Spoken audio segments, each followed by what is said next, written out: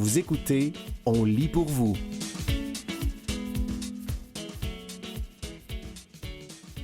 Un météorite de 390 millions d'années a créé un cratère découvert par un Québécois. Un texte de Marieke Glorieux-Strickman de la presse canadienne, paru le 19 juillet 2026 dans la presse. À la fin de 2023, l'astronome amateur Joël Lapointe utilisait Google Maps pour planifier un voyage estival lorsqu'il est tombé par hasard sur un cratère à l'aspect étrange. Aujourd'hui, cette découverte fortuite a pris une toute autre dimension. Des chercheurs ont confirmé qu'il s'agissait des vestiges d'un impact d'une météorite tombée il y a 390 millions d'années. Pour un astronome amateur qui adore se connecter à l'espace et qui aime les météorites, c'était tout simplement incroyable, lance M. Lapointe en entrevue à la presse canadienne. L'équipe de chercheurs qui a donné suite à la découverte de ce Québécois présentera ses conclusions à l'occasion du congrès annuel de la Meteoritical Society en Allemagne dans moins d'un mois. Lorsqu'il a repéré pour la première fois ce cratère circulaire, situé à 100 km au nord du village de Magpie sur la côte nord, M. Lapointe était en train d'étudier la carte des sentiers forestiers de la région. Il se souvient ne pas avoir cru, au départ, qu'il avait pu faire une découverte importante. Il s'est même dit que la communauté scientifique devait déjà connaître l'existence de ce cratère. Mais M. Lapointe, dont la passion pour l'espace remonte à son enfance, ne pouvait se défaire de l'idée que ce cratère recelait peut-être quelque chose de plus. Ne trouvant rien dans les bases de données sur les cratères, il a décidé de contacter des experts. Il lui a fallu plusieurs tentatives pour trouver un universitaire disposé à se pencher sur sa découverte, mais il a finalement contacté un centre de recherche français qui a accepté d'étudier sa théorie. C'était passionnant. Je voulais avoir les dernières nouvelles dès que possible, mais je ne les ai pas importunés, car ce sont des professionnels, se souvient M. Lapointe. Lorsque Gordon Osinski, professeur au département des sciences de la Terre de l'Université Western à London, en Ontario, a entendu parler de ce cratère potentiel par ses collègues français, il s'est montré sceptique. Le professeur Osinski gère le site web Impact Earth, où les internautes peuvent signaler des cratères d'impact potentiel. Il reçoit de nombreux courriels concernant des découvertes qui ne se confirment pas. Mais dans ce cas précis, les caractéristiques topographiques circulaires de la fosse et les premières analyses des échantillons de roches ont éveillé son intérêt, et il a finalement co-dirigé une expédition vers le cratère en 2025. Il s'est rendu sur place en hydravion avec une petite équipe, et ils ont découvert un terrain accidenté qui a rendu leur travail difficile. Nous ne savions pas vraiment à quoi nous attendre, où nous pourrions atterrir pour rejoindre la rive, ni où nous pourrions installer notre campement. C'était donc un voyage vers l'inconnu, ce que j'apprécie, une petite aventure, a déclaré Gordon Osinski. Pour prouver qu'il s'agissait d'un cratère d'impact de météorite, les chercheurs devaient trouver le projectile, la météorite, ou des signes indiquant que les roches environnantes avaient réagi à la pression intense d'un impact. La première hypothèse était peu probable, explique Gordon Osinski, car on trouve généralement des fragments de météorites dans des cratères plus petits si celui-ci mesure 25 km de diamètre. Les chercheurs ont toutefois découvert des exemples de cônes de fragmentation et de roches fondues par l'impact, étonnamment bien conservés, deux éléments qui indiquent un impact de météorite. Nous avions presque fait un pari sur l'âge du cratère, relate Gordon Osinski, qui pensait au départ que le cratère aurait de 38 à 200 millions d'années. Il s'avère qu'il est bien plus ancien, ce qui a été une surprise, reconnaît-il. Selon M. Osinski, on découvre chaque année un ou deux cratères d'impact à travers le monde, les plus récents étant généralement de petite taille. Le tout dernier cratère découvert au Canada remonte à 2010. Cela fait donc 16 ans qu'aucun nouveau cratère n'a été signalé au Canada. C'est donc plutôt sympa d'en ajouter un à la liste, souligne-t-il. Après discussion avec le Conseil des Inuits d'Equanichit, le cratère a été baptisé Ouakatik. L'équipe a envoyé à M. Lapointe quelques détails et photos de son expédition et a confirmé avoir trouvé des indices indiquant qu'il s'agissait bel et bien d'un cratère de météorite. Il se souvient avoir eu des papillons dans le ventre et avoir dû garder le secret jusqu'à ce que les chercheurs publient les premiers détails de la découverte. À ce moment-là, j'étais aux anges, car c'était bien réel, dit-il. M. Lapointe était au travail lorsque les chercheurs lui ont donné le feu vert pour enfin parler de la découverte.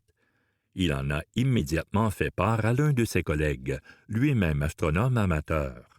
Ils se sont émerveillés ensemble devant l'immensité d'un cratère datant de 390 millions d'années, d'une période antérieure à celle des dinosaures et des mammifères, et bien avant l'apparition des humains.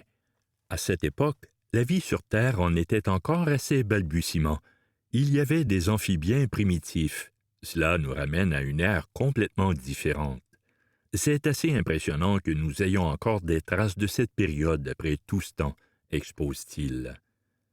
C'était un météorite de 390 millions d'années a créé un cratère découvert par un Québécois.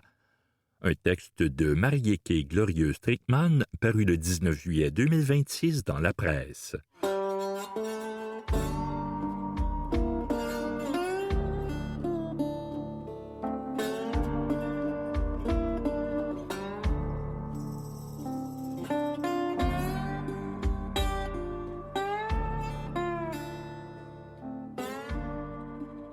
L'égalité vue par Nima Machouf, un texte de l'équipe de rédaction, paru le 10 juillet 2026 dans la Gazette des femmes. Nima Machouf est une scientifique québécoise d'origine iranienne. Elle se spécialise depuis 25 ans dans le domaine de la recherche sur les maladies infectieuses chroniques. Engagée socialement et politiquement en matière de justice, d'environnement et de droits de la personne, elle s'implique rapidement au sein des mouvements féministes québécois. Elle participe notamment à la Marche du pain et des roses. Très investie sur la scène internationale, elle tente le saut en politique active à plusieurs reprises. Nima Machouf s'est établie au Québec à l'âge de 18 ans, après avoir fui la répression dans son pays d'origine. On connaît l'importance d'éduquer les filles et les garçons aux relations égalitaires, de leur transmettre des modèles d'équité porteurs d'un monde juste. Parlez-nous de ces valeurs d'égalité qui vous habitent. L'égalité est un principe qui devrait aller de soi, mais ce n'est malheureusement pas le cas. Il est loin d'être institutionnalisé dans la majorité des pays du monde et encore moins ancré dans les cultures. Les expériences de vie des gens sont teintées par les cultures et les lois sous lesquelles ils évoluent. Chacune et chacun de nous porte un bagage différent et une compréhension distincte du vivre ensemble. Une part de notre éducation se dessine à la maison et le reste grâce à ce que l'on voit, à ce que l'on vit, à ce que l'on nous raconte. Quand on vit et grandit sous les jougs du patriarcat, on ne peut s'attendre à ce que l'égalité devienne le trait qui nous définit. L'égalité doit donc s'apprendre, s'enseigner et se pratiquer en société pour qu'elle devienne loi. Quand on refuse obstinément la féminisation des métiers dans la langue française, on n'enseigne pas l'égalité entre les femmes et les hommes. Quand on accorde moins de crédit à la parole d'une femme qu'à celle d'un homme, on ne pratique pas l'égalité. Quand sur la scène cinématographique, on cantonne les femmes dans des rôles de soumises, de potiches, de faibles et de superficielles, on ne promeut pas l'égalité. Pour moi, qui viens d'un pays où la religion domine l'État, quand la loi considère littéralement la femme comme la moitié de l'homme, on discrimine systématiquement les femmes et on pratique l'apartheid de genre. Ma mère m'a initiée au féminisme assez jeune. ayant vécu et souffert des affres d'un régime religieux et patriarcal en Iran, je suis évidemment très sensible à la question des droits des femmes. La lutte pour l'égalité m'habite. Et bien que je pense que l'éducation des filles à la liberté et à l'égalité est primordiale, j'insiste sur l'importance d'enseigner l'égalité des genres aux garçons. Les gens qui profitent de cette discrimination doivent réaliser qu'elle est injuste, qu'elle n'a pas sa place dans une société soi-disant moderne. Nous vivons mieux dans une société égalitaire que discriminatoire. Il en va de même pour les luttes de classe et raciales. Attaques en Iran, agressions en Ukraine, occupation au Liban du Sud et à Gaza, crise humanitaire au Soudan ou à Cuba, ces violences qui hantent le globe sont au cœur de vos préoccupations. Quel est le rôle et la responsabilité de la communauté internationale pour protéger les droits et la vie des peuples, en particulier les femmes, les filles et les enfants? Après la Deuxième Guerre mondiale, l'humanité s'est dit qu'elle ne voulait plus revoir les atrocités commises. Plus jamais ça est devenu le leitmotiv du droit international. Collectivement, nous y avons cru. Mais au fil des ans, ce grand principe est devenu une écume sur l'eau trouble. Le deux poids deux mesures appliqué au droit international va finir par le discréditer. En temps de conflit, notre repère doit être le droit. Quand la Russie attaque l'Ukraine, le monde occidental impose des sanctions économiques à la Russie, l'expulse même des grands rendez-vous sportifs, verse à l'Ukraine des centaines de milliards de dollars en armement et en soutien. Face à l'invasion d'Israël à Gaza, au Liban, en Jordanie ou en Syrie, ce même Occident détourne le regard de l'envahisseur et pointe uniquement le Hamas ou le Hezbollah.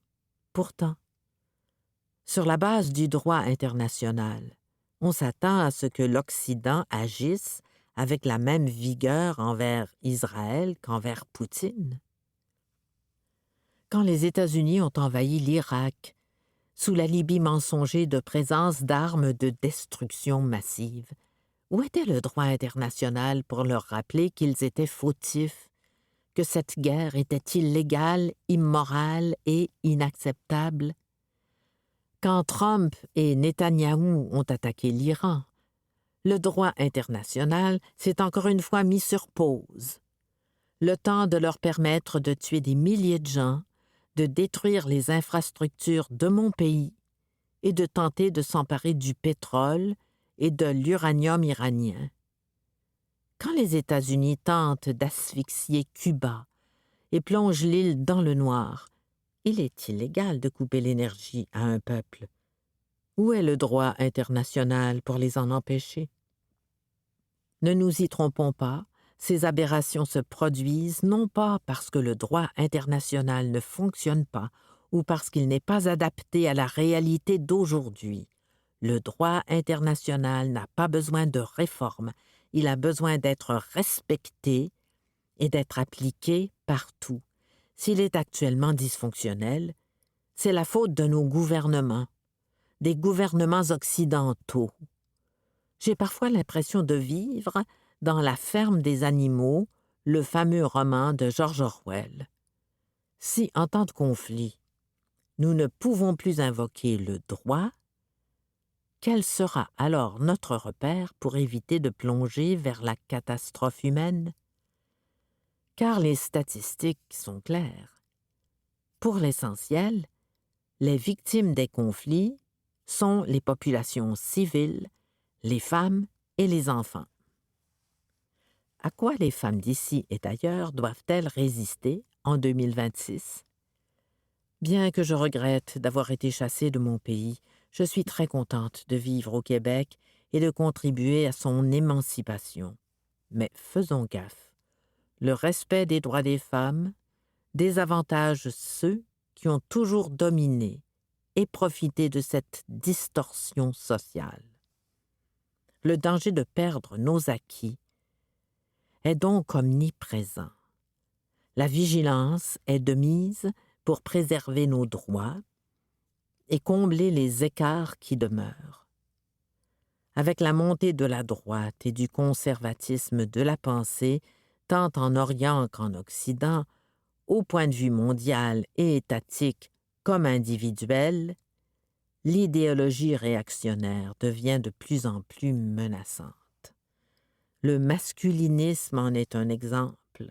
Il ne s'agit pas d'une critique du féminisme.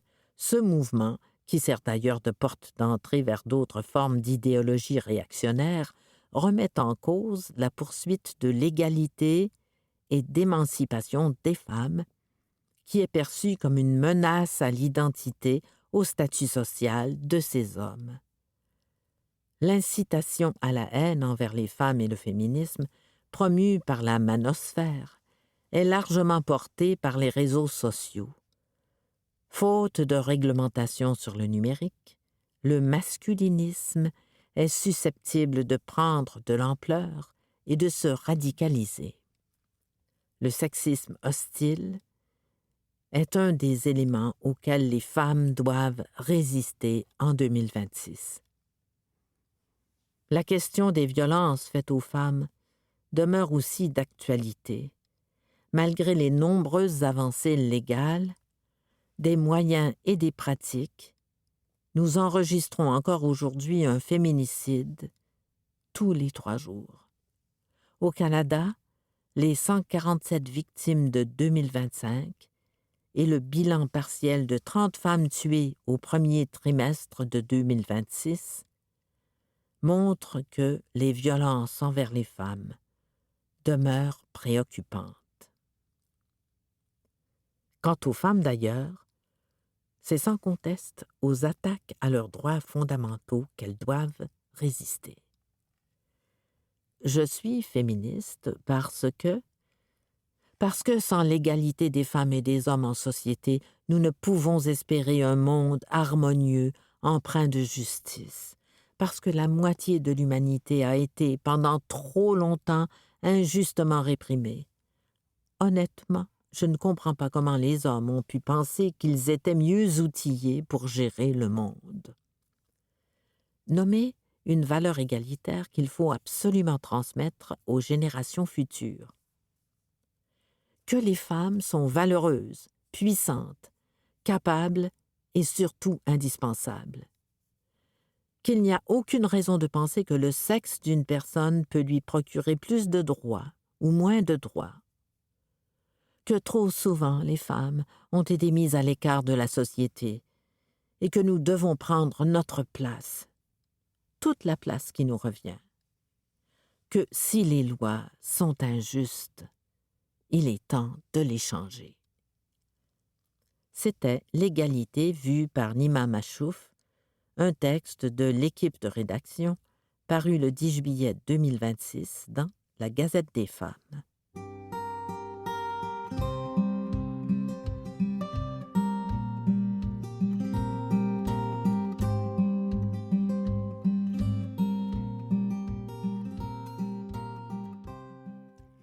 Six conseils pour négocier une augmentation de salaire selon une responsable en ressources humaines. Un texte de Marie-Ève Martel, paru le 19 juin 2026 dans Urbania. Malheureusement, on n'est pas formé pour ça. Avec le coût de la vie qui augmente, à l'eau, l'épicerie, le loyer et l'essence, chaque dépense qu'on réussit à éviter permet de respirer un peu. Mais à un moment donné, couper, ça devient difficile. Et c'est là qu'une augmentation de salaire peut faire toute la différence. On a demandé à Pamela Bérubé, cofondatrice et vice-présidente de GoRH, quelques conseils pour bien négocier une augmentation salariale. 1. Attendez le bon moment. Demander une augmentation salariale, ça ne se fait pas n'importe quand sous n'importe quel prétexte, souligne Pamela Bérubé. Arriver à l'improviste, quand le budget de l'entreprise est bouclé pour la prochaine année, peut nuire à vos chances d'avoir gain de cause. Normalement, un employeur a des périodes où il est plus propice de discuter de salaire, explique la spécialiste. C'est souvent à la fin de l'année financière ou au début. Si votre patron organise des rencontres annuelles d'évaluation afin de discuter de votre rendement et de votre avenir au sein de l'organisation, sautez sur l'occasion pour parler de rémunération. 2. Familiarisez-vous avec le modèle d'augmentation de votre employeur. Selon les entreprises, les augmentations varient. Dans les boîtes syndiquées, les salaires sont encadrés par une convention collective. Vous devez donc prendre en compte des critères précis qui sont expliqués dans votre contrat de travail. Là où ce n'est pas le cas, la manière d'augmenter les salaires peut varier. Même dans les milieux non syndiqués, il existe une structure salariale, explique la vice-présidente. La dynamique se doit d'être quand même équitable. On ne tombe pas dans la négociation à la pièce et arbitraire. Récompense-t-on davantage l'ancienneté ou le rendement? Connaître cette information peut vous faire épargner du temps et de l'énergie, souligne Pamela Blouin. Si ça fonctionne par ancienneté, même si vous atteignez toutes les cibles et que vous répondez aux attentes, si ça ne fait qu'un an ou deux que vous êtes là, vous ne pourrez pas vous attendre à gagner autant que vos collègues plus expérimentés, indique-t-elle. C'est un modèle plus rigide et plus traditionnel d'augmenter les salaires en se fiant à la date d'embauche plutôt que la performance. 3. Faites vos devoirs.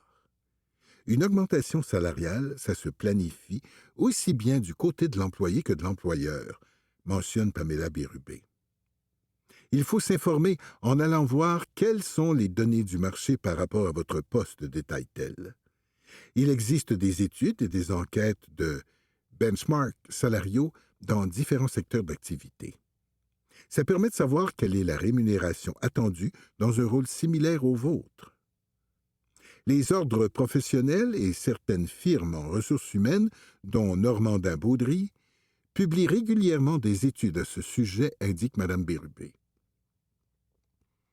La capacité financière de l'entreprise, les données de l'industrie, l'indice des prix à la consommation, IPC, et d'autres facteurs peuvent influencer le fameux pourcentage que vous pourriez obtenir.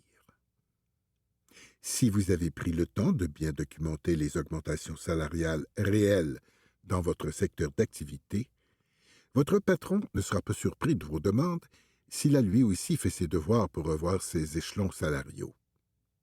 En ce sens, Pamela Bérubé déconseille de formuler une demande déraisonnable dans l'espoir d'avoir ce que vous voulez vraiment. Demander plus pour obtenir ce qu'on veut, ça devient du gambling. En supposant que les deux parties ont fait leur devoir et qu'elles partent sur la même base, l'argumentaire sera plus solide et réaliste. Si la demande semble démesurée, ça peut au contraire mener à une attitude plus fermée de l'employeur. Il est préférable d'avoir une discussion franche et honnête tout en maîtrisant les informations qui existent sur la rémunération d'un poste semblable. 4.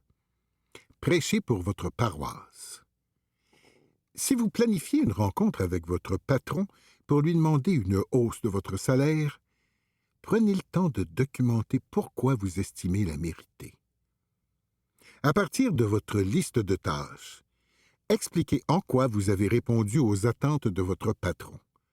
Donnez des exemples concrets de vos réussites et de votre progression au sein de l'organisation. Si votre performance présente certains bémols, tenez-en compte et expliquez les leçons apprises. Surtout, ne vous comparez pas aux autres, insiste Mme Bérubé. Même si vous vous sentez lésé par rapport au traitement salarial d'un ou d'une collègue, demeurez axé sur votre prestation et les données du marché, recommande-t-elle. 5. Ne jouez pas du violon. Si vous pensez attendrir votre patron avec la hausse de votre loyer du panier d'épicerie, détrompez-vous. Il a probablement déjà entendu la même cassette d'un autre de vos collègues. Les gens vont parler de leur situation précaire, et les patrons sont sensibles à ce discours, nuance Pamela Bérubé. Mais ils ont aussi le souci de l'équité interne. Doivent-ils tenir compte de la hausse plus marquée du loyer d'un employé pour établir les hausses salariales de tout son personnel? La réponse est non. Idem si vous menacez de partir si vous n'obtenez pas ce que vous demandez. Ce n'est jamais gagnant de tomber dans le chantage ou le marchandage, surtout si on veut maintenir une relation harmonieuse avec son employeur, prévient la vice-présidente. 6. Faites preuve d'ouverture. Parfois, l'absence d'une hausse de salaire peut être compensée par des avantages sociaux. C'est une avenue à envisager, suggère Pamela Bérubé. Aujourd'hui, on parle beaucoup plus de rémunération globale que directe, qui concerne le taux horaire ou le salaire annuel, mentionne-t-elle. Compte tenu que les organisations ont des employés de plusieurs générations avec des besoins et des réalités diverses, le modèle unique de rémunération commence à être moins attractif et a moins d'impact sur la rétention des travailleurs. Ce faisant, plutôt que d'augmenter votre paie et, incidemment, ce que vous retournerez à l'impôt, vous pourriez obtenir des journées de vacances ou des congés supplémentaires, de la flexibilité pour effectuer du télétravail ou même une somme pour choisir parmi un éventail de services offerts dans votre assurance collective, par exemple. L'important, c'est que tout le monde y trouve son compte et que l'équité soit respectée, note Pamela Bérubé. En somme, négocier son salaire, même si ça peut être stressant, ce n'est pas être ingrat, opportuniste ou difficile. C'est reconnaître la valeur de son travail dans un contexte où tout coûte plus cher et où la loyauté ne garantit plus automatiquement la sécurité financière. La clé, au fond, n'est pas d'arriver avec des demandes déraisonnables ou un ultimatum, mais avec des arguments solides, une bonne lecture du contexte et une idée claire de ce qu'on apporte réellement à son employeur. Parce qu'au-delà du chiffre affiché sur le chèque de paie, une bonne négociation reste aussi une façon de rappeler à son boss qu'on mérite mieux que de simplement survivre jusqu'au prochain jeudi de paie. C'était 6 conseils pour négocier une augmentation de salaire, selon une responsable en ressources humaines, un texte de Marie-Ève Martel, paru le 19 juin 2026 dans Urbania.